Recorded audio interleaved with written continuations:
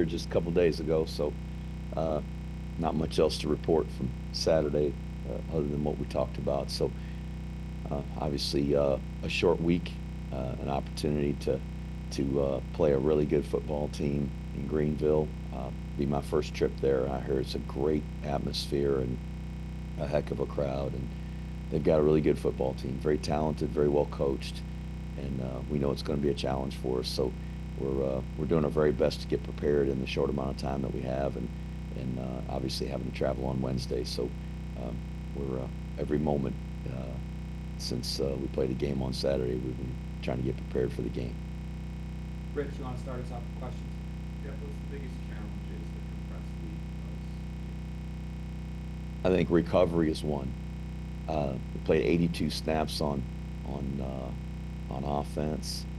Um, I think I think it was 82 snaps, and I believe with the field goal plays, the field goal and PATs, which that's a defensive snap. We had some starters that played 90 snaps on defense, so having a recovery time is a challenge. Um, that's one thing, and the other is preparing for a very formidable opponent. They have a high-powered, fast-paced offense, um, and they've got a lot of athletes, and they're really scary. And then defensively, they are athletic, a great-looking football team. Coach Harrell does a terrific job. His defensive background obviously has squared off against us in the past and against Cody Worley in years prior, and so there are a lot of particular challenges, and it's all magnified with a short week. are 3 games in, though it's the core bulk of the season? How would you evaluate where the team is at 25% through the season? We're just a work in progress, trying to improve, and obviously we've had some turnover issues on offense that we've got to try to address. It's really,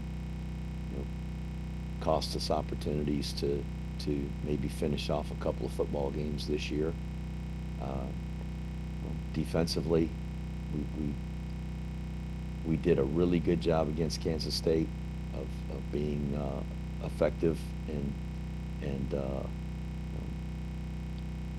tackling well, but this past game just completely the opposite. Didn't do very well with that, and so the bottom line is we gotta improve. We gotta do a better job of sustaining blocks up front on offense, getting off of blocks on defense. It starts with the guys on the line of scrimmage, um, and then taking care of the ball on offense and doing a good job of tackling, getting people to the ground on defense. So there's a lot of things we need to work on and get better at.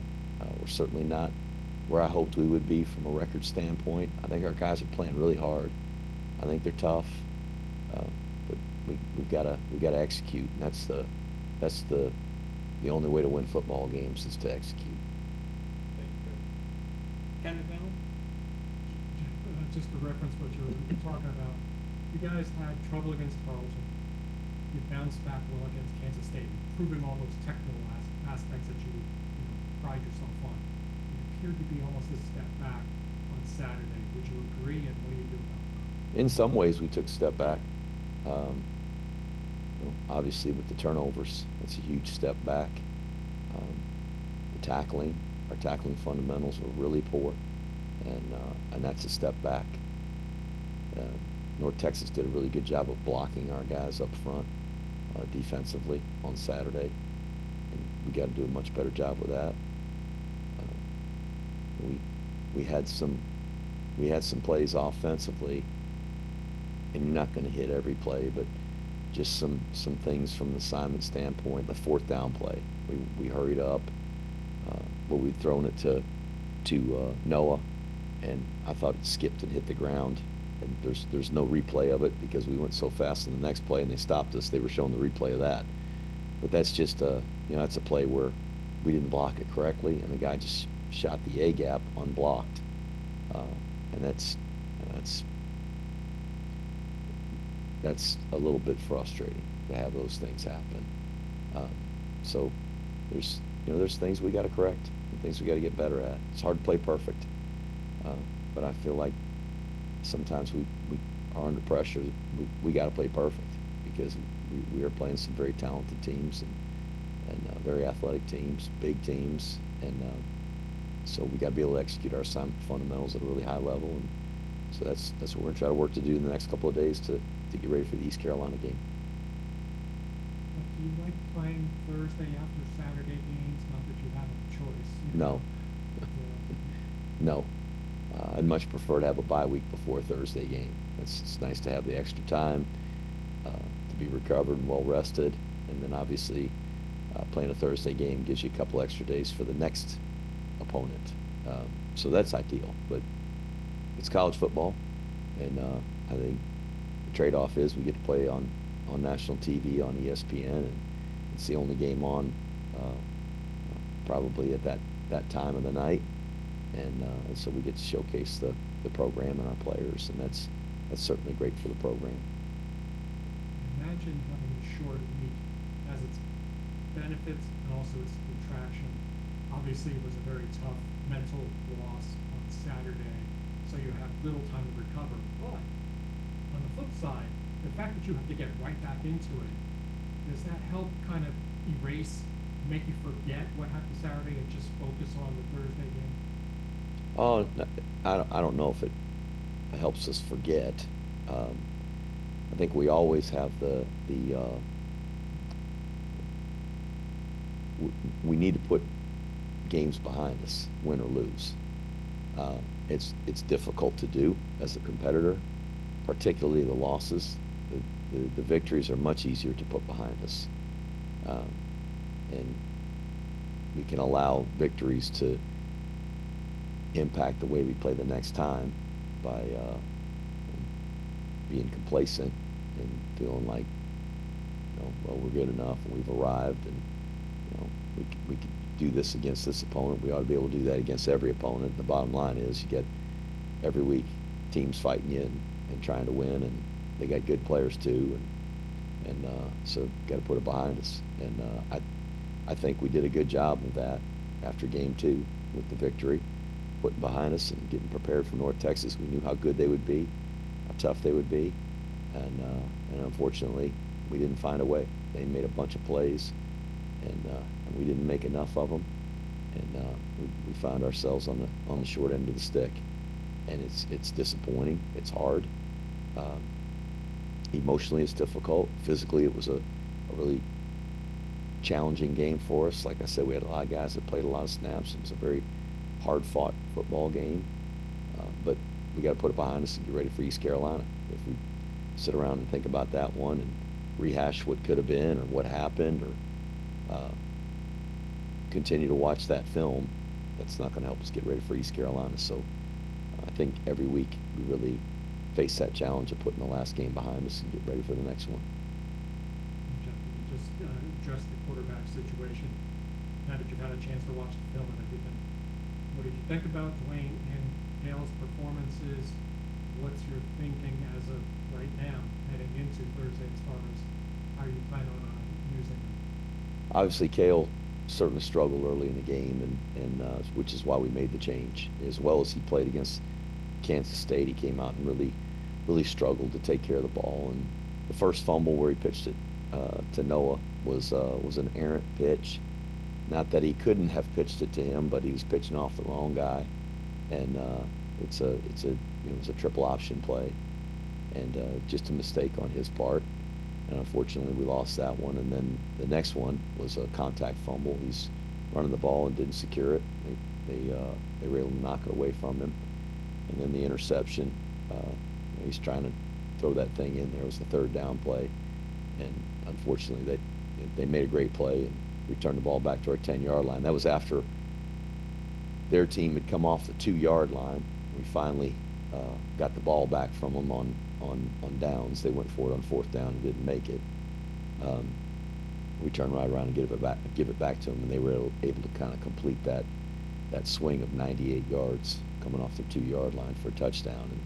And just some unfortunate things there off of those 3 turnovers made it 21-0, and it just felt like we needed a spark, and and went with Dwayne. And I thought Dwayne handled it really well. He did a really good job. He's prepared, took care of the ball, and again, unfortunately, we couldn't finish it out. But Dwayne got injured there at the end, just got a cramp, and was struggling to finish the game.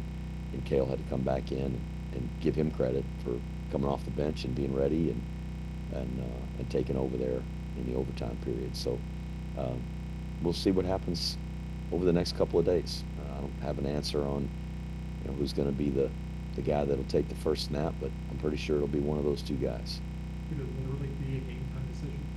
No, we'll make it before then. I mean, we're not going to make it before the game, like in the moments before the game. We'll know in the next couple of days. Austin, get started on Zoom, please.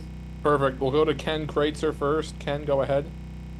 Hey, good afternoon, Coach. Just on the following up on Ken's comment about the quarterback situation, how do you feel about Zach Mundell if he was needed to go into a game?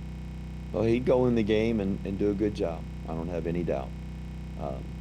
He works really hard. He practices every day. All of the same things that those two guys that have started games practice, the fundamentals, the plays. He gets plenty of reps in practice, so we've got confidence he would do a good job. Just on defense, Coach, Eric Ford had a big day. I think he had 7 tackles in the game at outside linebacker. Yeah, 7. How do you feel he did? Was this kind of an elevation of this game? He had a good game. I think he's continued to improve. This is really he's a first-year starter for us. So though he's a senior, he's relatively inexperienced when it comes to playing entire football games. And he played 70 snaps on Saturday, which is a lot of snaps. And some of those were really good. Some of them need improvement, just like the rest of his teammates. A lot of it was good, and so I'm anxious just to see him continue to play and get that game experience, and I think he'll continue to play better as the season goes along. Also, Stephen Nardozzi had a bunch of big tackles at 6 on the day. Seemed like he had a good game. Nardozzi came in place of Colin Madison, who was injured, and filled in and did a good job. He had the big forced fumble there at the end of the fourth quarter, which gave us a chance to go down and tie up the game. So that was a big play, and he's a different type of athlete. You look at Colin. He's a shorter. He's a physical guy, good speed. Steven's a little bit longer, rangy, like built a little bit more like Casey Larkin, but very capable of doing the job and made some good plays for us on Saturday. And just about East Carolina, their coach came in last 6 games last year, Blake Carroll. I believe they won 5 of the 6, and they beat North Carolina in the Military Bowl. What did he bring to the team? He was, as you said, he was a defensive coordinator, linebacker coach. What did he bring that kind of sparked the second half of their season last year? You'd probably be better asking the people there on what he brought and how things got changed. And certainly, I think there was some great enthusiasm.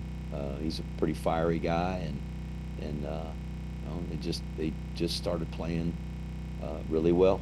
And he obviously had been there, been on staff, defensive coordinator, and maybe some of his personality as a defensive coordinator came out in the entire team. But he does a really good job. He's an outstanding coach, and but I think the folks there probably would have a good answer for you on that. I guess about their quarterback, Caden Hauser, 103 to 158, averaging throwing 314 yards a game, 5 touchdowns, and their top running back, London Montgomery, 37 yards a game, 151 total. What do you see in their offense? As I said in my opening statement, just an athletic football team. They go really fast, and they're one of the fastest paced or tempoed offenses in the country, and so they create challenges for teams doing that. Really athletic. Running backs, receivers, tight ends, or offensive line. The quarterback obviously is an experienced guy. I think they got a really good offense, and make it a real challenge for their opponents. It'd certainly be a challenge for us. Thank you, Coach. Thanks, Ken. We'll go next to Joe Iacano. Go Black Knights. Coach Monken, first question for you. The defensive line struggled last week, getting pressure on the quarterback as well as in run defense. Obviously, they're missing one of their key leaders in Cody Harris Miller. What's Cody's status? How's he coming along? And does he have a chance to play on Saturday or Thursday? No, he's not going to play on Thursday. He's still in a recovery phase. So we're confident he's going to be back before the season's over. We don't know exactly when that's going to be, but making progress. And then follow up and final question for you. What does practice look like this week? Are you guys full contact today? Are you hitting tomorrow? Kind of, with the short week, how have things changed for you? We're in shells today, so it's a little bit of a lighter practice, not what we normally would do on a Tuesday. Obviously, the short week kind of changes how we operate. Typically, we come back and practice on Sunday in spiders and helmets and take Monday off, which helps recover, and then we can get back into it on Tuesday. So because we're having to do something physically every day this week just so that we can be prepared. It's a little lighter today. Tomorrow will be a little heavier than today was, and then Wednesday before we leave will be really light, and then we'll fly down there and hopefully have our guys as fresh as they can be coming off of Saturday. Thanks. We'll go next to Thomas Shanahan. Thomas, go ahead. Hey, Coach. I'm writing this story for the Raleigh News and Observer, somewhat of a homecoming for Larry Pickett. Can you give our readers kind of a summary on why you recruited him and how he's progressing in his second year? We've had a chance to talk about Larry a good bit here the last couple of weeks, just because of the events a few weeks ago, and it's a great story. Larry's a good football player, really smart, a good leader, and that's how we identified him, Tom. We identify all of our guys. Usually they come highly recommended by their coach, and we follow up and do our evaluations as we did with him, and just found a guy that was a good fit for our program. And he's playing special teams. He hasn't played a bunch of defensive snaps for us, but I anticipate over the course of his career this season, and if not this season, as he goes through his career, that he'll find his way onto the field on defense. It's usually the way it works. When guys continue to persevere and push through, then they find their way onto the field.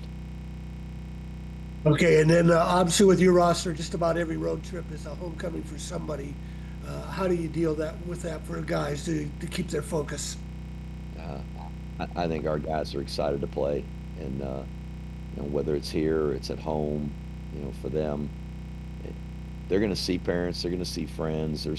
There are distractions out there that can, I guess, cause issues. But if our guys remain focused, which I think they do, then they aren't distractions. There's always temptations though, and that's the case for everybody.